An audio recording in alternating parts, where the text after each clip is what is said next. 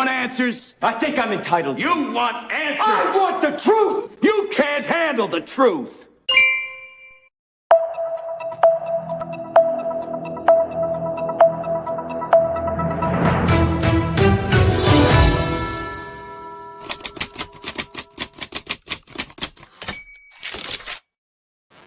Ukraine while you slept. SHTF while we were snoozing. Folks, welcome back to the Prepared Mind channel.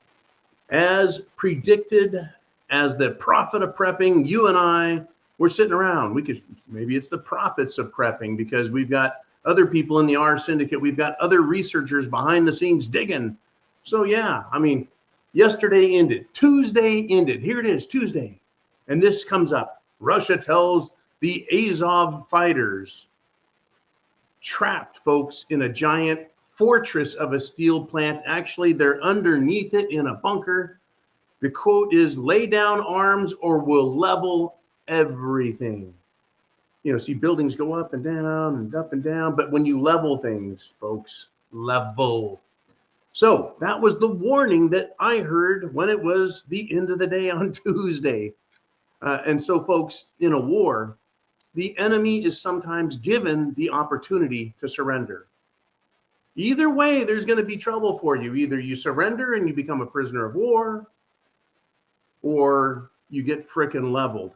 It's not 1800 where you can hide in a fortress and cannonballs will do some damage and others will just bounce off of really big rocks and get stuck in the mud. It ain't that kind of war anymore.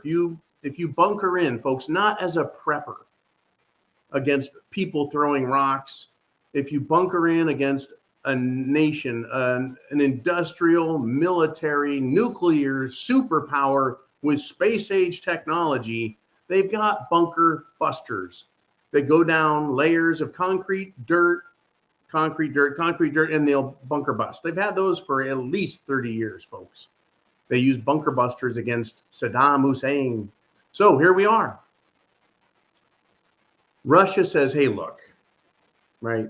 You give up or we're going to level everything.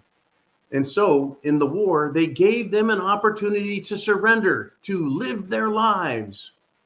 Well, I thought Russia just committed atrocities, folks, and was committing genocide.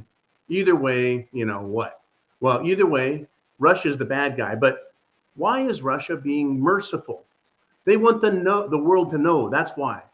See, the warning wasn't for the Azovs as much as it was for us, the world, to see that Russia's saying, you got a chance. Here's your chance. We're in a war. People are dying. Here's your chance to not die. Buildings get blown up. You're holding that building hostage, which is an industry, a steel factory needed for the Ukrainian economy, and the Azov battalion, Nazis. Azov battalion is like, nope, you're going to have to destroy more infrastructure, more civilian human shields. Anyways, if Azov, the Nazis, surrendered, then Russia could not refuse that surrender, and they must arrest them as prisoners of war and must humanely treat them, prison them, and be held until the war is completed and the surrender of the loser is done. Then they restore people. They let soldiers go, folks. Being a prisoner of war, after the war is over, you go home. But sorry, millennial man snowflakes, and only the snowflakes, not the millennial warriors. Millennial man snowflakes, there are losers in a war. There's no trophy for second place. And that's the Azov battalion in this. They refuse to surrender. If they refuse to surrender, then the Russians have no choice but to bomb them into rubble, and they will die in a tomb underground. I'm sure the media would call it unnecessary, cruel, and an atrocity. It's genocide. Sorry, once again, millennial man media. If an enemy combatant chooses to stay in the conflict, don't surrender, then they can be killed. That is how war works. And that's different, folks, from civil matters, where the government of a people is restricted by constitutions, compacts, rules, and laws. And, apparently Trudeau can use horses to trample civilian non-combatants, civilians. Sounds like an atrocity to me. Sounds like genocide to me. and the U.S. government can burn out women, children, and men. Remember Waco? Oh, yeah, that's an atrocity. That's a war crime. Is that a genocide? Right? There's no declared war there. That's the people, silly civilians. In Russia, we're dealing with hardened militants in Ukraine who have committed atrocities that Zelensky has admitted to, folks. There's a lot of difference here between the two. Well, while we were sleeping, while you slept, I wake up middle of the night with a link, and thank you, link sender person. And it's all in Russian. I'm like, what the hell? I hit the link, it translates it to English. And lo and behold, while we slept, because our day was ending in America, that 24-hour notice that was given to the Ukrainian people, the sun was starting to rise.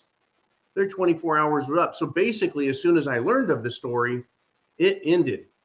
As America learned of the warning to surrender at the end of Tuesday, Wednesday was beginning in Ukraine. And the bombing occurred according to this article. This article comes from the website called War News. War News 24/7. And it's once again in Russian. I love how that just switches. Maybe it's Ukrainian. Whatever the thing, right? And it's all in Russian. I guess it translates itself as we go. Funny, I still get advertisement from American advertisers on a foreign site. So I guess it's not foreign produced. But essentially, folks, they've bombed them into pudding. They've leveled the factory. The Azov battalion and whoever was with them, helping them, training them, advising them, giving them information, American advisors, British advisors, they got the shit bombed out of them. The headline, I'm going to have to go by memory because it's not giving me the English version, was there was a massive explosion. Massive explosion that occurred. And that was it. That was it. So here we are, folks. Ukraine is not winning. Russia is expanding its attacks. It's also expanding its attacks on supply lines. It's going into what they're calling phase 2 of the liberation of Donbass and the removal or denazification of Ukraine. This isn't going to end. We can wake up, and in the old America, you just got good news, right? We got good news. It's not that kind of world anymore. You wake up and you get worse news, crazy ass news. That's where this is heading, right? Remember, the European Union said, that's it. Next week, no more Russian gas, oil, energy. Nothing about uranium in there, nothing about coal in there, but we're talking about gas and oil. And the European people are not happy about it. They're extremely pissed off about it. They're like, why are we going to suffer because you politicians suck? Folks, what you and I talk about, the Azov battalion being bad, the light and the loafers, candy-assed Voldemort Zelensky being a puppet and a stooge and a plant. The rest of the world does know about it. We're not on the inside there. We don't have top secret information, but we're just wanting to discuss it and look at what's happening relative to the players in the game. Who is Putin? Who is Zelensky? Who is Biden? Who is Boris Johnson? Who is the EU? Who is the US government? When you start looking at things that way, it happens. You start seeing it. This is going to get worse. And the people of the world are going to protest. And they're not blaming Putin, folks. Not everyone. They pushed that narrative in the mainstream media in America, and they pushed it in Europe. And they're not buying it. Once again, we're awake.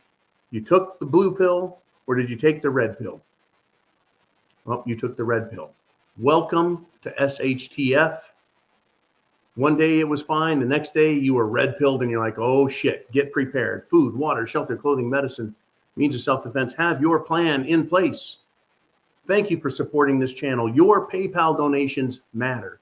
Your Cash App donations matter. Supporting other channels matters because we are the news.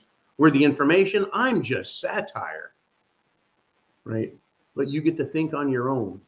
I don't censor this, folks. I just bring it to you and say, okay, that was good news. How about that? But no, in this case, it's bad news. And there's more to come. Are you ready? Semper Fi, Godspeed.